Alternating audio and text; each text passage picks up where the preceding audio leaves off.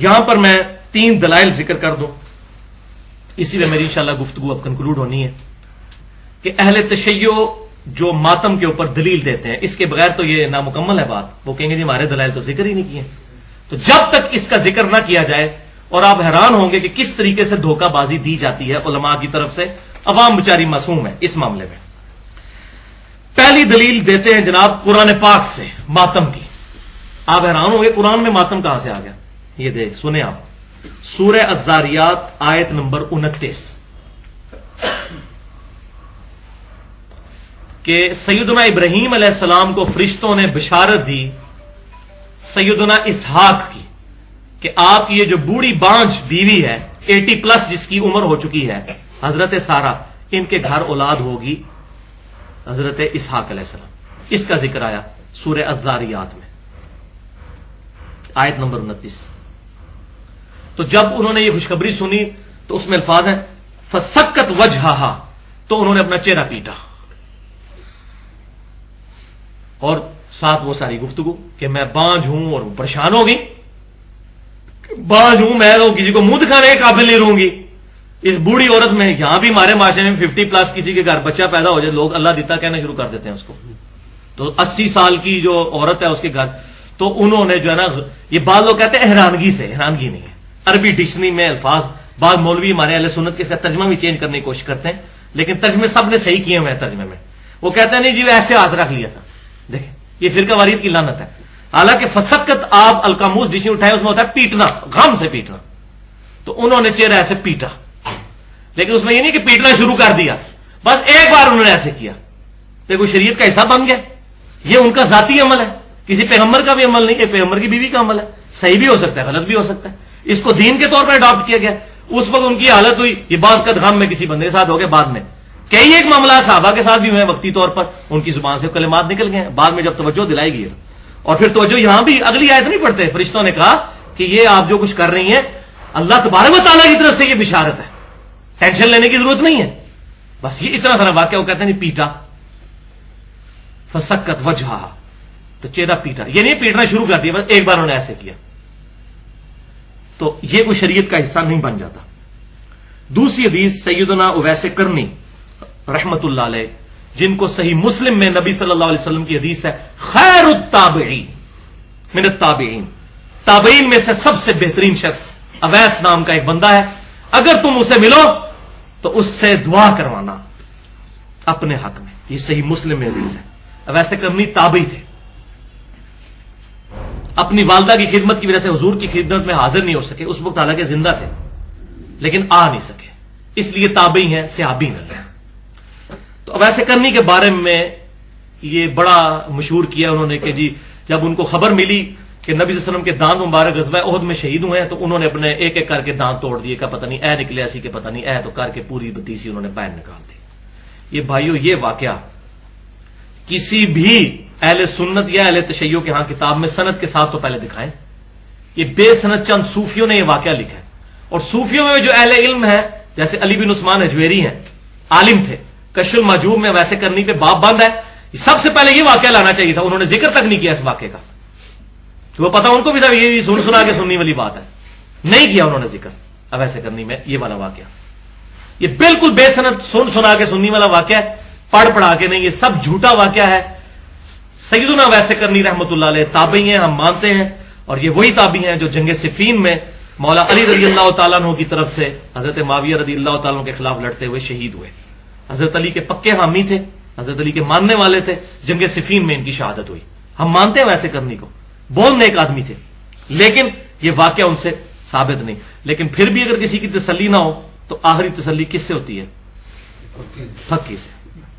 منطق والا جواب، علم الکلام کا، اس کے بغیر تسلی نہیں ہوتی. اور وہ فقی یہ ہے کہ بخاری اور مسلم کی متفق علیہ حدیث ہے کہ سہل بن سعد کہتے ہیں، اور سہل بن سعد جو ہیں وہ مولا علی کے بڑے ماننے والے تھے. یہ وہی صحابی ہیں جن کے بارے میں بخاری مسلم کی میں نے وہ حدیث بیان کی تھی کہ ان کو ممبر پہ بلا کے کہا گیا کہ علی پر لعنت کرو، مروان کی اولاد نے، بنو امیہ نے. بخاری مسلم فضائل علی کا چیپٹر کھول لیں. تو انہوں نے کہہ مارا، انہوں نے کہا کہ آپ کہہ دو ابو تراب پہ لعنت. انہوں نے کہا ابو تراب نام پتہ ہی نہیں تمہیں کس نے رکھا ہوا ہے. اے مولا علی تو بڑا خوش ہوتے تھے اس نام سے. پھر انہوں نے پورا واقعہ سنایا. ابو طلحہ یہ وہ ہیں بڑا محب, اور یہ شروع کے مسلمانوں میں سے ہیں, بدری سے صحابی ہیں, اس سے پہلے کے یعنی کہ شروع کے جو مسلمان ہیں مکی دور میں, ان میں سے سہل بن سعد. اور یہ الحمدللہ یہ وہی صحابی ہیں جن سے بخاری میں حدیث ہے کہ حضور ہمیں حکم دیتے تھے ہم نماز میں دائیں ہاتھ بائیں زرہ پہ رکھیں ایسے. یہ سہل بن سعد وہ صحابی ہیں پکے محب اہل بیت. تو بنو امیہ ہی کے دور میں انہوں نے حدیث بیان کی. وہ مجھے سمجھ نہیں آتی تھی کہ یہ 7 قسمیں کیوں اٹھاتے ہیں. وہ تو بعد میں پتا چلا نا کہ علی کے فضائل بیان کرنا جو ہے جرم سمجھا جاتا تھا. سہل بن سعد بخاری اور مسلم دونوں میں موجود ہے. غزوہ احد کا چیپٹر نکالیں. سہل بن سعد کہتے ہیں اللہ کی قسم میں جانتا ہوں کہ رسول اللہ کو جب زخم لگا اور آپ کے دانت شہید ہوئے تو کون تھا جو رسول اللہ کے زخم پر پانی ڈال رہا تھا اور کون تھا جو حضور کا زخم دھو رہا تھا. اللہ کی قسم علی مولا علی جو تھے وہ نبی صلی اللہ علیہ وسلم کا زخم مبارک دھو رہے تھے اور حضرت فاطمہ اس کو صاف کر رہی تھی اور خون رکتا نہیں تھا. تو حضرت فاطمہ نے ایک چٹائی جلا کر اس کی راکھ اس پہ رکھی تو خون رک گیا. مولا علی اور سیدہ فاطمہ, کیونکہ کئی صحابہ اس جنگ میں بھاگ گئے تھے. وہ تو بالکل واضح ہے, صحیح بخاری میں موجود ہے. 12 بندے حضور کے ساتھ رہ گئے تھے. حضرت ابوبکر عمر ساتھ ہی تھے. یہ بھی جھوٹ شیعہ بولتے ہیں کہ وہ بھاگ گئے تھے, نہیں. حضرت عثمان بھاگے تھے, وہ بخاری میں موجود ہے. وہ قرآن پاک میں آ گیا ہم نے ان کو معاف کر دیا. وَلَقَدْ عَفَا عَنْكُمْ اللہ تمہیں بے شک معاف کر چکا. سورہ آل عمران. اب یہ 1400 سال بعد کسی کو حضرت عثمان غنی پر لعن طعن کر کے اپنی آخرت برباد نہیں کرنی چاہیے. وہ لاتی ایسے بن گئے تھے اس وقت. لیکن مولا علی نبی صلی اللہ علیہ وسلم کے ساتھ زخم دھورے, بخاری اور مسلم کے الفاظ ہیں. تو آپ مجھے بتائیں جس نے وہ دانت ٹوٹتے ہوئے دیکھے ہیں اور سیدہ فاطمہ جو مرن لگا رہی ہیں انہوں نے اپنے دانت کیوں نہیں توڑے؟ یہ ہے پھکی. کیا مولا علی سے بڑھ کر ویسے کرنی کو رسول اللہ سے محبت تھی؟ مولا علی کے غلاموں کے غلام ہیں حضرت ویسے کرنی, اور مرتبے میں تو آپ بات ہی نہ کریں, کوئی جوڑ ہی نہیں ہے. تو سیدنا علی جنہوں نے لائیو منظر دیکھا تھا حضور کے دانت ٹوٹنے کا, ان کو تو اسی ٹائم ایک پتھر لے کے اپنے دانت توڑ دے. تو کسی ضعیف سند سے بھی دکھا دیں, چلیں اس میں تو ہم صحیح سند مانتے ہی نہیں. ضعیف سند کیا کو واقعی جھوٹا ہی واقعہ دکھا دیں کسی کتاب میں کہ سیدنا علی نے یا سیدہ فاطمہ نے اپنے دانت توڑے ہوں کہ ہاں حضور کے دانت ٹوٹے تھے تو ہم بھی اپنے دانت توڑ دیں, نکالیں. یہ ہے علمی جواب. تو ہم مولا علی کے ماننے والے حضرت ویسے کرنی سے کوئی ایسی بات ثابت نہیں, اور بالفرض اگر ثابت بھی ہوتی ہمارے لیے کوئی حجت نہیں ہے. ویسے تو ہے ہی جھوٹ ہے, کیونکہ سیدنا علی جنہوں نے وہ لائیو منظر دیکھا معاذ اللہ, ان سے بڑھ کر محبت تھی کسی کو؟ جہاں اتنے بڑے بڑے صحابہ بھی جو ہے غزوہ احد میں دہشت کی وجہ سے بھاگ گئے اور سیدنا علی حضور کے ساتھ رہے. یہ بخاری مسلم کے الفاظ ہیں. اور حضور کے زخموں میں ظاہر ہے. اور اس میں ایک تلخ جملہ بولوں گا, بھائیوں اولاد اولاد ہی ہوتی ہے. حضرت علی کو حضور نے بچوں کی طرح بچپن سے پالا. جو حضرت علی کی ایفیلیشن تھی نا حضور کے ساتھ, وہ کسی اور کی ہو بھی نہیں سکتی تھی. یہ نیچرل بات ہے.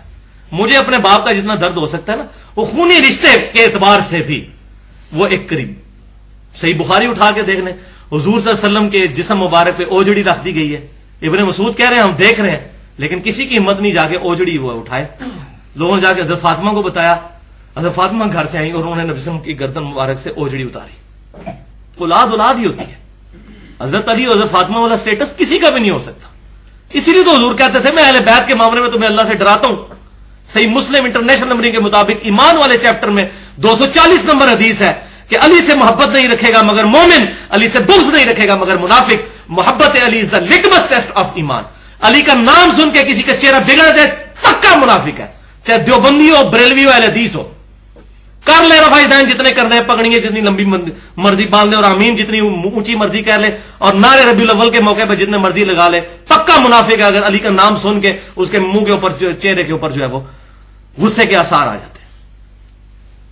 ہم اہمی رونا رو رہے ہیں. حضور صلی اللہ علیہ وسلم خود بتا گئے ہیں کہ علی سے محبت نہیں رکھے گا مگر مومن, علی سے بغض نہیں رکھے گا مگر منافق. صحیح مسلم کتاب الایمان 240 نمبر حدیث. الحمدللہ. اور تیسری دلیل ان کی ہے مسند امام احمد میں سے. یہ بھائیوں یہ ہمارے گلے میں پھنسی ہوئی روایت, اور یہ بھی غلام مصطفیٰ ظہیر صاحب اللہ تعالیٰ ان کو جزائے خیر دے, انہوں نے ایک ٹاپک لکھا تھا غم حسین کے نام سے السنہ رسالے میں. انہوں نے یہ روایت اس میں چھاپ دی اور ماشاءاللہ انہوں نے بڑا اچھا جواب دیا. ان کی علمی اعتبار سے میں قدر کرتا ہوں, باقی جو ان سے اختلاف ہو اپنی جگہ. تو یہ مسند امام احمد جلد 6 صفحہ 274 پر انٹرنیشنل نمبرنگ کے مطابق 26,391 نمبر روایت ہے.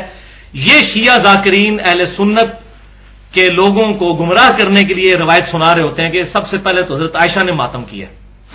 حدیث صحیح ہے، وہ میں بیان بھی کر دیتا ہوں. اور وہ بیان کرتے ہیں، یہ میں نے حوالہ دے دیا یہ حدیث، کہ نبی صلی اللہ علیہ وسلم کی جب وفات ہوئی تو سیدہ عائشہ کہتی ہیں کہ حضور کا سر مبارک میری گود میں تھا، اور یہ الفاظ تو بخاری میں بھی موجود ہے.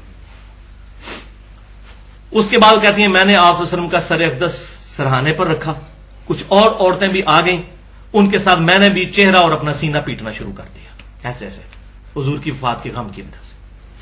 وہ کہتے ہیں دیکھو اما عائشہ نے پیٹا ہے، حدیث بالکل صحیح ہے، یہ حدیث ضعیف نہیں ہے، حضرت عائشہ کا عمل ہے. تو پہلی بات تو یہ ہے بھائیوں کہ یہ حدیث ہی آدھی بیان کی جاتی ہے. اس حدیث میں وہ الفاظ موجود ہیں جو خود بخود سیدہ عائشہ کا رجوع اس میں ثابت کر دیں گے. وہ الفاظ کیا ہیں؟ وہ کہتی ہیں میری ناسمجھی اور کم عمری کا وبال تھا کہ جو یہ میں نے کیا. میری ناسمجھی اور کم عمری، عمر تو 18 سال ہی تھی نا، تو جذبات میں قابو، چھوٹے بچے ہوتے ہیں جیسے، جذبات میں قابو نہیں رہا، تو ان کا میری ناسمجھی تھی. ورنہ تو کہتی ہیں کہ میری ناسمجھی مطلب یہ میں نے بڑا اچھا کام کیا. تو یہ روایت نہیں بتاتے. یہاں بھی ہماری اکیڈمی میں بھی کچھ ایک شیعہ ذاکر آئے تھے آج سے 2 سال پہلے، تو روایت میں نے کہا بالکل ہے، لیکن تمہارے مولویوں نے بھی جس طرح ہمارے مولوی ہمیں آدھی حدیثیں سناتے ہیں، تمہاروں کو بھی آدھی سنائی ہوئی ہے. یہ پوری روایت پڑھو، مسند امام احمد ہمارے پاس پڑی ہوئی ہے کہ میری ناسمجھی تھی اور میری کم عمری تھی جس سے یہ کام مجھ سے سرزد ہو گیا. تو یہ تو رجوع ثابت ہو رہا ہے اس میں، یہ تو ہماری دلیل ہے. لہذا اگر کوئی بندہ جذبات سے مغلوب ہو کر اس طرح کے کام کر لیتا ہے، ہم اس کو بدتی نہیں کہتے، حضرت عائشہ کو ہم کوئی بدتی نہیں کہتے، لیکن خدا کے لیے پہلے ڈکلیئر کریں، اپنی عوام کو بتائیں ممبروں سے کہ اگر کوئی ناسمجھی میں کرے گا اور بیوقوفی میں تو تب یہ ٹھیک ہے، ادروائز جو عقل مند ہے تو یہ کام نہ کرے، یہ کام حرام ہے، اور حدیثیں ان کو وہ سنائے جو ماتم کے خلاف ہے. حق کوئی کرے نا، تاکہ جو پڑھا لکھا بندہ ہے اس کو تو گیم سمجھ آئے کہ یہ کم عمری اور ناسمجھی کا نتیجہ یہ ہوگا، تو وہ تو کم از کم اس طرح کی حرکتوں سے بچ جائے. اور دوسرا جو ہے وہ جواب یہ ہے کہ سیدہ عائشہ رضی اللہ تعالی عنہا کا یہ جو عمل ہے، اس رجوع کے بعد میں نہیں سمجھتا کہ اس کو ایز اے حجت پیش کرنا چاہیے. اور میں اس میں یہ بھی کہنے کی جرت نہیں کرتا کہ حضرت عائشہ کی یہ ذاتی رائے ہے، کیونکہ میں سیلفی نہیں ہوں، میں سلفی ہوں. حضرت عائشہ ہمارے لیے بہت محترم ہے الحمدللہ، لیکن حدیث کے مقابلے میں بات ٹکرائے گی تو ہم چھوڑ دیں گے، لیکن جب ٹکرائے گی، جہاں نہیں ٹکرائے گی نہیں چھوڑیں گے. لیکن الحمدللہ یہاں پر ان کا رجوع بھی ثابت